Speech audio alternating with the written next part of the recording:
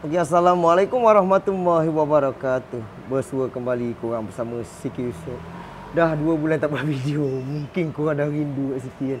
Siki sebenarnya ada, tapi agak sibuk sikit. Betul adik? Adik tengok ni adik. Tengok sini bukan tengok situ. Dia pandai tengok kamera dah weh. Jangan main. Okey, kekal tenang, sentiasa bersalawat. Allahumma salli ala sayyidina Muhammad wa ala Muhammad. Okey, di mana sikit korang tengok daripada mata kasar korang. Tak payah tengok mata halus pun, mata kasar korang nampak 2 biji gearbox kat sini.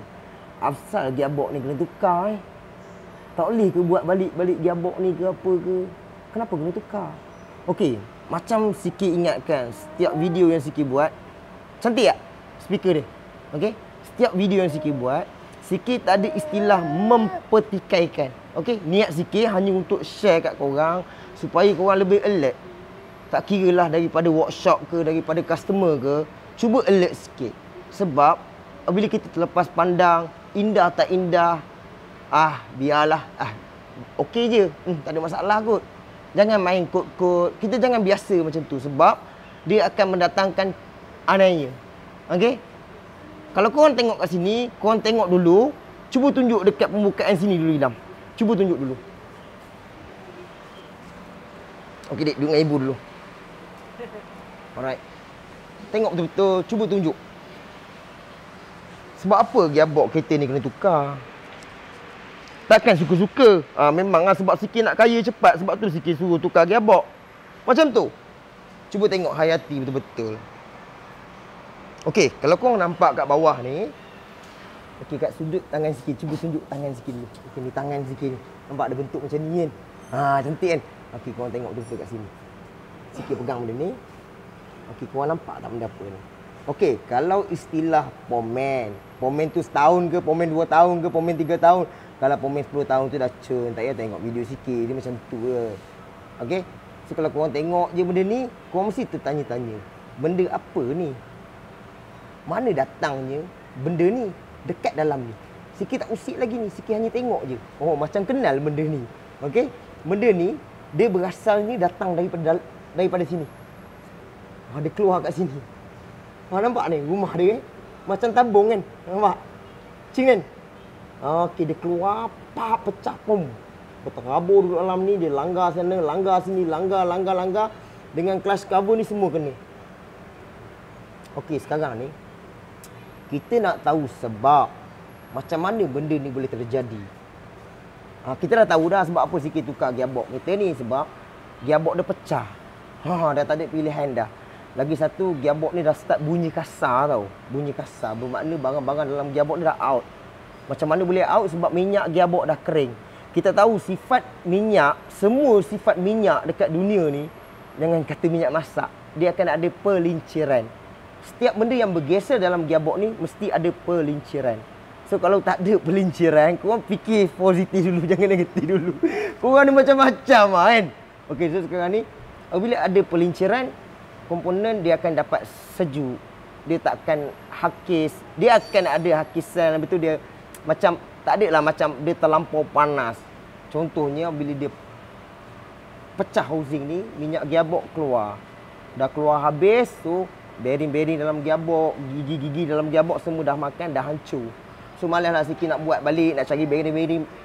Dah jadi kerja nak pergi welding balik semua, tak payah. So kita cari je satu gearbox untuk selesaikan terus masalah kereta dia ni. Sebab kita tahu punca daripada benda ni, duit shilling ni. Macam duit 20 sen pun ada, tapi kalau korang tengok betul-betul, bentuk tu dia sama macam ni. Okey, cuba tengok kat sini. Cuba tengok. Kalau pomen dah tahu lah. Tengok bentuk kan. Tengok sini. Kita dapat. Sama kan? Okey, dia sama. Betul-betul sama. Ni maknanya kepala ni dia putus. Sebab tu Siki tutup pelik dia, kesian pula nanti. Okey. So bila putus, okey, kalau kita seorang pomen pun kita cakap mana mungkin benda ni putus. Kalau klip tu putus, normal lah. Okey, normal lah. Macam kita sangkut tak boleh keluar, tercabut, putus klip. Drive shaft tersangkut, klip tu selalunya. Tapi Benda ni boleh tercabut. Wah, memang champion. Korang ketuk macam mana gearbox ni boleh tercabut benda ni. Tak logik ni. Maknanya ada geseran juga, mungkin dah crack ke apa, ataupun mesin shock buat memang masa benda ni tercipta, kilang yang buat mungkin dia terpotong lebih ke, ataupun material besi dah lembut ke, ataupun dah bekas crack ke. Tu kebarangkalian dia tercabut, dia putus masuk dalam gearbox. Okey, fikir ingat kan. Punca gearbox ni rosak daripada bukan cap tau ni, penghujung untuk drive shaft ni putus. Bila putus, dia duduk dalam gearbox. Dia duduk dalam gearbox ni, permukaan bawah ni kebarangkalian dia akan jatuh bawah. Besi, dia jarang duduk atas tau. Okey, dia mesti duduk bawah. Paling bawah. Tapi bila ada satu benda yang berpusing, kereta bergerak, berhenjut, dia mungkin terangkat sikit. Macam tu. Lainlah keliling gearbox ni ada magnet. Betul? Tak ada kan? Ada magnet? Tak ada. So, dia tergentak gigi untuk gearbox punya. Kira shaft dia, bahagian dalam yang besar tu berpusing, berlanggar, berlanggar dinding, pecah dinding. Sebab kita tahu ni aluminium So dia pecah, keluar. Kenalah clutch cover, minyak, gearbox semua kering. Kong terus gearbox. Okey. So, apa yang Siki ingatkan, Siki dah cakap tadi, setiap kerja kita, kalau ada masalah, korang kena terima seadanya. Contohlah korang buat apa segalanya kereta orang yang datang kat workshop korang. Kalau korang rasa benda ni kena buat, kita rasa tak sedap hati. Lepas tu kita memang wajib kena bagi tahu owner. Bukan owner dia. Kena wajib bagi tahu, bang, drive shaft ni jam, ketat. Saya ketuk tak boleh keluar. Okey? So bagi planning terus dekat customer supaya dia faham dulu. Takut ke barang kalian kemungkinan housing pecah ke, ada barang putus. Contohnya macam ni, sekurang-kurangnya korang dah bagi tahu owner. Kalau owner cakap tak payah buat lah, saya takut nanti biar je. Kalau contoh nak tukar drive shaft sebab drive shaft bunyi, biarlah drive shaft tu bunyi. Kalau contoh drive shaft tu macam nak tukar drive shaft hoisi, dia bocor disebabkan jam, tak apalah, biar dulu. Korang dah lepas.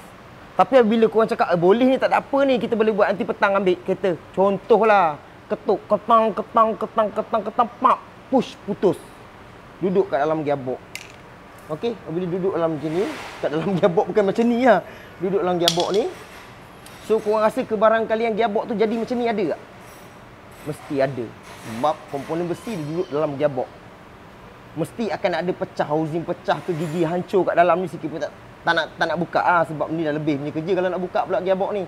Okey, sebab bunyi gearbox dah bising. So, sekarang ni setiap apa yang kita buat, contohnya macam sebelum ni, Siki ada tanya owner. Owner cakap, memang betul, sebulan yang lepas, bukan Siki cakap, Siki telefon owner. Siki tanya, bang, kenapa boleh jadi macam ni? Owner cakap tak tahu, tiba-tiba je. Sebelum ni ada buat drive shaft tak? Siki tanya dia, ada buat drive shaft, sebab Siki tengok, drive shaft sebelah kiri dia cantik sedikit. Okey, berbanding belah kiri ni macam dah lama. Bermakna, belah pendek dia tukar. Tak tahulah masalah boot pecah ke, drive shaft tu berbunyi ke, dia pernah tukar. So bila dia tukar, dia kata sebulan yang lepas. Sebulan yang lepas. Berapa lama Pomen tu ambil masa untuk tukar drive shaft tu? Dalam tempoh 1 hari juga. Okey. Itu sikit cakap, Pomen tu ada cakap dah macam ada benda putus, cabut, pecah ke. Dia kata dah dapat keluarkan dah. Ambil, keluarkan. Okey. So, kita sebenarnya, macam Pomen ni, sebenarnya korang tak perlu takut pun dengan customer. Sikit ingatkan. Okey. Bila ada masalah dekat kereta customer tu, korang jujur cakap. Itu kereta diorang. Diorang nak buat tak nak buat tu urusan dia. Bila dah jadi macam ni, korang nanya dah. Confirm. Mesti tak nanya. Apasal pula gearbox kena tukar? Sepatutnya, dia tak pecah gearbox ni. Betul? Bukan Siki condemn. Tapi bila korang Pomen, bukan sehari 2 tau. Korang pun Pomen dah hebat. Lagi jauh hebat pada Siki. Just korang boleh cerita, bang. Kita takut lah buka drive shaft, takut nanti pecah, tercabut, klip tercangkut kat dalam ke. Sekurangnya korang dah bagi tahu owner. Bila korang langsung tak bagi tahu owner, dah jadi situasi macam ni. Kau ingat kos tu RM200, RM300 ke? Dengan tersadai kat bengkel lagi. Kan? Kos dah tinggi, kena turun gearbox lagi, kena cari gearbox lagi. Kena pula clutch cover dia pecah. Clutch plate dia sebenarnya clutch plate dia tebal lagi. Tapi disebabkan banjir dengan minyak. Sebab dekat shaft tengah-tengah ni dia ada satu o-ring. OIC, bukan o-ring, OIC. OIC ni kalau anda kata contohlah sikit tengok, cuba tengok kat sini. Cuba tengok kat sini. Kalau kita tengok permukaan sini macam basah tu. Memanglah bekas bocor kat sini, tapi kalau kita tengok dia macam ada basah minyak. Lepas tu kalau korang tengok kat sini warna-warna minyak tu nampak dia macam berkilat tau. Permukaan ni kilat. Okey, permukaan kilat maknanya kebarangkalian daripada shaft OIC dalam ni dia dah bocor. Contohlah kita buka bocor. OIC ni sebenarnya tak payah pun korang nak barai gearbox ni. Okey, korang just buka 4 biji skru ni. 1, 2, 3, 4 boleh keluar shaft ni. Korang jangan takut. Sebab seorang pomen dia tak perlu takut. Dia nak belajar, dia kena berani. Tapi janganlah korang layan kereta biasa macam sikit tiba-tiba korang nak layan kereta konti. Bukan tak boleh. Macam sikit pun tak pandai kereta konti. Gentle je lah. Benda tak pandai, korang jangan nak sembang pandai sangat. Dia macam tu je bunyi dia bila ada OIC dalam. Buka je. Tak adanya klip ke bearing jatuh, tak ada. Dia tak macam auto. Buka keluar, tukar OIC baru, pasang je balik. Settle masalah. Tak adalah bocor kat sini lagi. Okey, kalau bocor kena bagi tahu owner. Okey, seorang pemain dia wajib kena bagi tahu owner sebab korang ni diiktirafkan seorang doktor sebenarnya. Korang jangan rendah diri sangat. Korang doktor benda yang tak bercakap bro.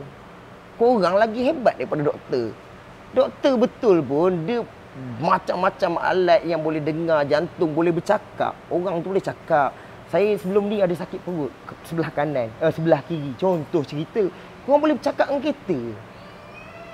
Kereta tu bagi tahu ke dia nak timing bel putus. Aku minggu depan timing bel putus ni. Tak ada. Tak ada. Aku ni bunyi dekat tensioner ni. Aku bunyi dekat lower arm lah. Tak ada. Pemain cari sampai muntah kalau pemain tu rajin. Nah, kalau pemain tu tak apa-apa nak rajin, tak ada arah lah. Kita jadi tikus makmal lah. Okey? So, untuk manfaat daripada video sikit ni, kita utamakan cermat dalam kerja. Kalau anda kata benda tu bukan rezeki kita, memang Tuhan dia tak nak. Kalau betul bukan rezeki kita, memang korang tak payah paksa pun pasal rezeki ni. Barang tertulis dah. Bila bukan rezeki kita, kita pakai ilmu sihir. Dia jadi macam tu lah jadinya. Okey, so bila dah cakap, orang ni cakap biar dulu lah, tak apa. Okey, tak apa. Contoh sikit, macam sikit buat. Bang, driveshaft abang ni sangkut. Kita buka try ketuk-ketuk tak boleh keluar. So sekarang ni saya takut klip tercabut ataupun jadi macam ni. Contohlah cerita lah. Kalau jadi cerita lah. Okey, sikit tengok kalau anda kata klip terjatuh ke, putus macam ni ke, sikit akan barai gearbox ni. Berapa kos korang bagi tahu terus owner. Okey, sebab customer ni kalau korang perasan, korang tengok je gerak-gerik customer ni. Dia nak tahu apa masalah kereta dia keseluruhan terus. Dia tak nak cakap, nanti kita try ni, nanti tak apa kita try. Mungkin dah OIC bocor. Lah sini pula bocor, ni kena tambah sini. Ni kena tambah sini. Orang nak masa tu, itu namanya teknik pancing. Okey, teknik pancing. Mula-mula cakap buat top overhaul 600. Kali siap 8,000. Itu nama dia teknik pancing. Buat dulu, nanti baru cerita. Jangan belajar step tu. Sebab step tu, korang makan satu kali rezeki saja. Lepas pada tu, nothing. Percaya cakap sikit kat sini pelan-pelan je. Nampak? Graf naik slow je, tengok subscriber pun pelan-pelan je. Okey, terima kasih yang subscribe semua sikit. So contoh macam sikit buat, sikit dah bagi tahu harga owner siap-siap. Pap sikit buka. Pap, tak ada pecah, tak ada apa. Okey, cantik. Owner pun alhamdulillah sikit dapat keluar cantik, tak ada masalah. Okey, contoh settle lah, tutup buku. Tapi kalau jodoh jadi macam ni, sikit terpaksa. Jangan cerita kat owner sebab sikit dah cerita dah kat owner bang. Tadi memang dah ketat dah. So nak tak nak sekarang ni, kalau abang paksa juga saya buka gearbox ni ke barang kalian, gearbox ni mungkin klip terjatuh ke, kita akan turun gearbox, kita akan barai balik gearbox ni. Sikit tak akan bagi abang bawa dalam keadaan klip pin apa benda, komponen besi yang masuk dalam gearbox ni, biar akan lantak kat situ. Tak boleh. Sebab dah jadi macam ni. Cuba fokus betul-betul kat sini. Tengok nikmatnya pecahnya gearbox ni. Cuba tengok. Cun-cun kat situ kan. Sekejap, cuba aku ni pusing puli ni. Tu nampak tu, benda tu pusing nampak. Nampak tu. Nampak pusing. Nampak. Tu kan, nampak. Tu dia belaga, dia langgar dinding sana, dia belok ke kiri, dia balas balik ke kanan, pau. Hancur gearbox orang. Okey? Sebab tu kekal tenang sentiasa bersawat. Setiap buat kerja, kita biasakan untuk bismillah dulu. Semoga Tuhan memudahkan kerja kita. Sikit pun tak pandai mana pun. Tak ada pun cakap, oh Sikit paling pandai kat sini. Korang kalau tak settle kerja, korang datang jumpa Sikit. Tak ada. Nothing. Korang carilah. Okay? 10 minit agak-agak. Okay, next time kita jumpa lagi. Macam kereta ni, kita dah tahu punca daripada drive shaft punya kepala tu tercabut, pecah, langgar housing. Dan terpaksa kena tukar gearbox sebab komponen dalam gearbox. Lepas tu untuk kereta dia ni, kita cari dia gearbox ke tu, kita dah cuci bersih balik, nampak macam baru. Bila owner tengok pun nampak macam sedap mata memandang, bahu tak berat sangat memikul. Faham tak? Bila kita ambil kotor, kita bagi pun owner kotor, kita pasang pun jadi macam alah. Kan? Masa tu orang bayar senang sikit. Cara dia tu kan. Okey? Al-Fatihah. Assalamualaikum warahmatullahi wabarakatuh.